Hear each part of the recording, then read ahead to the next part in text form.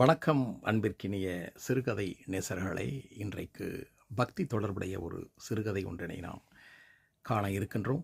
இந்த கதையினையும் எழுதிய அந்த மகாத்மிய நல்லவர் யார் என்று எனக்கு தெரியவில்லை. இருந்த பொழுதிலும் எழுதியவர் யாராக இருந்தாலும் அவருக்கு நமது பாராட்டுதல்களை தெரிவிப்போம். எது பக்தி என்ற ஒரு தலைப்பினிலே இந்த கதையினை நாம் காண இருக்கின்றோம். எது பக்தி? நாம் இப்பொழுது கதைக்குள் நேரடியாக செல்வோம். நேயர்களை, கங்கை கரையில் செருப்பு ரிப்பேர் செய்யும் ஒரு நல்ல கிழவன், வயதானவன், தினமும் கங்கா மாதாவை தூர இருந்து கண்ணால் பார்த்து வணங்குவதோடு சரி, தண்ணீரை தொட்டால் கொன்று விடுவார்களே, தீட்டுப்பட்டு விடுமாம். சர்வ பாபங்களையும் போக்கும் கங்கை அந்த தாழ்ந்த வகுப்பு மனிதன் தீண்டினால் புனிதம் கெடுமாம். இப்படியெல்லாம் இருந்திருக்கிறார்கள். ஒரு காலத்திலே ஒரு பண்டிதர் தினமும் மந்திரங்கள் ஜபித்து கொண்டே வருவார். கங்கையில் இறங்கி நீராடுவார். அனுஷ்டானங்களை முடிந்து வெளியே வருவார். எவ்வளவு பாக்கியசாலி அவர் என்று அவரை தூர இருந்தே இருகரம் கூப்பி கிழவன் வேண்டுவான். அவனை பார்த்தாலே அருவருப்போடு பார்த்துவிட்டு தூர நகர்வார்.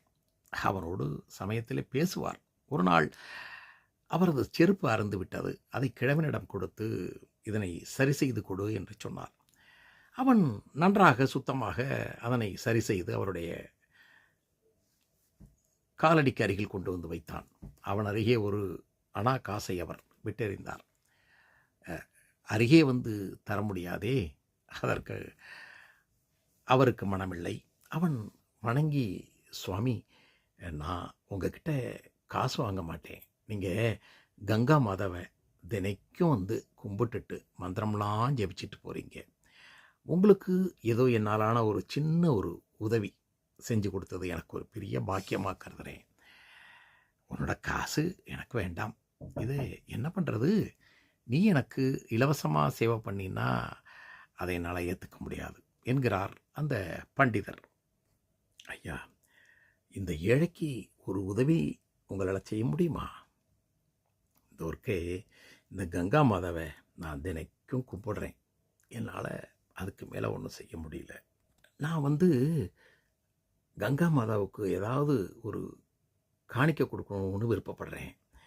நான் கொடுத்த அந்த காணிக்கையை நீங்கள் அவகிட்ட சமர்ப்பிக்க முடியுமா? என்ன சொல்கிறே நீ? இந்த ஓரணாவை கங்கையில் நீ கொடுத்தா சொல்லி நான் எரியணும், அவ்வளோதானே? சரி. பண்டிதர் கங்கையில் இறங்கினார், வணங்கினார்.